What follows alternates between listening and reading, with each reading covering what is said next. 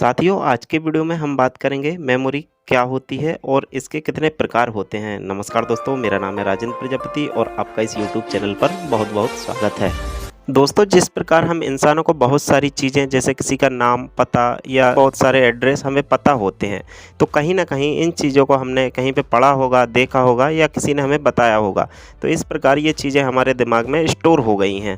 ठीक उसी प्रकार से दोस्तों कंप्यूटर में हम किसी भी प्रकार का डेटा अगर इनपुट करते हैं, तो कंप्यूटर उस डेटा को स्टोर करता है और स्टोर करने की जो जगह होती है उसी को मेमोरी कहा जाता है। तो दोस्तों चलिए देख लेते हैं कि मेमोरी कितने प्रकार की होती है।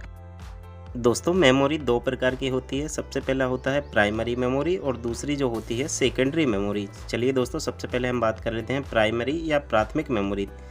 दोस्तों, इसको इंटरनल या आंतरिक मेमोरी भी कहा जाता है। दोस्तों, यह दो प्रकार की होती है। सबसे पहला रैम और दूसरा होता है रोम। सबसे पहले हम बात कर लेते हैं रैम की। तो दोस्तों, रैम यानी इसका फुल फॉर्म होता है रैंडम एक्सेस मेमोरी। दोस्तों, यह कंप्यूटर की अस्थायी मेमोरी होती है, इसलिए इसको वोलाटाइल मेमोरी भी कहा जाता है। दोस्तों, इस प्रकार की जो मेमोरी होती है कंप्यूटर में, इसका उपयोग दोस्तों जब हम किसी प्रोग्राम को ओपन करते हैं और हम इस प्रोग्राम पर जब कार्य करते हैं, तब सिर्फ हमें यह मेमोरी काम आती है, क्योंकि हमारा जो प्रोग्राम होता है वह सेकेंडरी मेमोरी में होता है और सिर्फ हम जब इसे कार्य करते हैं तब यह रैम में आ जाता है। दोस्तों, इसलिए कहा जाता है कि जितनी आपके ज़्यादा कंप्यूटर में जितनी ज़्यादा रैम होगी, आप उतना अच्छे से कार्य कर पाएंगे। क्योंकि दोस्तों, जैसे अगर हमारे कंप्यूटर में ज़्यादा रैम होगी तो हम एक साथ बहुत सारे प्रोग्रामों पर कार्य कर सकते हैं। जैसे हम साथ में फेसबुक भी ओपन कर सकते हैं, व्हाट्सएप भी ओपन कर सकते हैं, गाने भी सुन सकते हैं, वीडियो भी देख सकते हैं और कैलकुलेशन भी हम आसानी से कर सकते हैं। क्योंकि अगर कंप्यूटर में रैम ज़्यादा होती है तो कंप्यूटर स्मूथली कार्य करता है।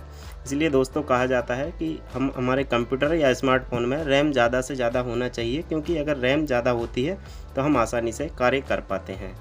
चलिए दोस्तों, अब हम बात कर लेते हैं रोम की। दोस्तों, रोम की इसका फुल फॉर्म होता है रीड ओनली मेमोरी। दोस्तों, इस प्रकार की जो मेमोरी होती है, दोस्तों इस मेमोरी को प्रोग्रामरों द्वारा सिर्फ जब हमारा कंप्यूटर हम नया परचेज करते हैं, सिर्फ तभी उसमें जो भी प्रोग्राम है लिख कर दे दिए जाते हैं, क्योंकि हम इन प्रोग्रामों को डिलीट नहीं कर सकते। दोस्तों, जो रोम होती है देख लेते हैं कितने प्रकार की होती है। दोस्तों, रोम के प्रकार होते हैं। सबसे पहला होता है पी रोम। दोस्तों, प्रोग्रामिंग इसका फुल फॉर्म होता है रीड ओनली मेमोरी।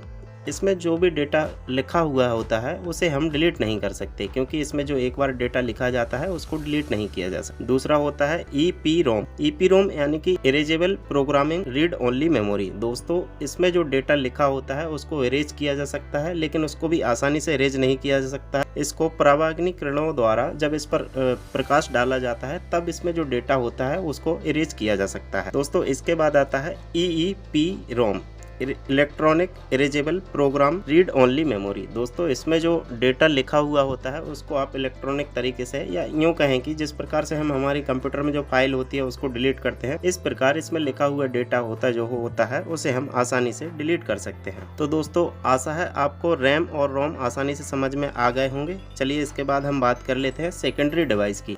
दोस्तों, जितने भी सेकेंडरी मेमोरी होती हैं, इनका कार्य कंप्यूटर में डेटा को स्टोर करना और भविष्य के लिए सुरक्षित रखना होता है। चलिए बात कर लेते हैं सेकेंडरी डिवाइस कौन कौन से होते हैं। सबसे पहला अपना आ जाता है HDD हार्ड डिस्क ड्राइव। दोस्तों, हमारे कंप्यूटर में सबसे ज़्यादा उपयोग जो किया जाता है HDD ही किया जाता है। दोस्तों, इस प्रकार की जो डिवाइस होती है उसमें एक चकती होती है गोल, और ये इंटरनल तरीके से कार्य करती है। इसके अलावा CD, compact disc drive, DVD, digital versatile disc, pen drive. दोस्तों, यह एक छोटी सी डिवाइस होती है जिसमें इसकी जो क्षमता होती है बहुत ज़्यादा होती है। इसके बाद मेमोरी कार्ड आ जाता है। दोस्तों, यह देखने में बहुत छोटा लेकिन बहुत ज़्यादा पावरफुल होता है। SSD solid state drive. दोस्तों, अभी के जो कंप्यूटर आ रहे हैं इनमें सॉलिड स्टेटिक ड्राइव ही लगी हुई है। दोस्तों, आशा है आपको कंप्यूटर मेमोरी का ये वीडियो पसंद आया होगा। अगर वीडियो पसंद आया हो तो इसको लाइक करें, और किसी भी प्रकार का आपका क्वेश्चन या सुझाव है तो हमें कमेंट कर जरूर बताएं। थैंक यू दोस्तों, जय हिंद।